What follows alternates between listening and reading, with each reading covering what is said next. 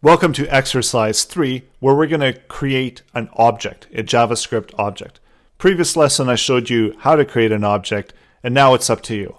So if you want, pause the video, and I'm going to show you how to create an object.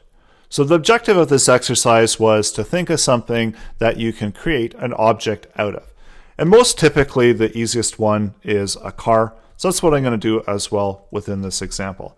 So first of all, we declare our object, and then we have the ability to add in values into the object. And we could have also done those properties within this type of format as well. So we could do something like color, and I don't actually have a red car, but always wanted one, so that's good enough. And we'll just we'll do it within this type of way. So comma separated out.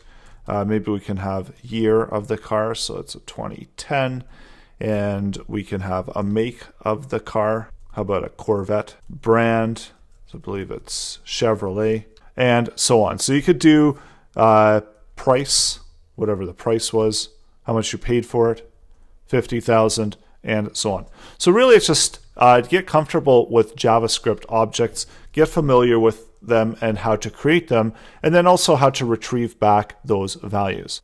So let's update, and let's take the value of car, and we're going to update it here within our H2. So instead of message, all we have to do is update this and output it. So we'll just do concatenate it together, add in space there. Again, car make, and let's see what that looks like. So red Corvette. And play around with those numbers, move them around, output them, also put them within your console, and be really creative, have some fun with it, get familiar with JavaScript objects.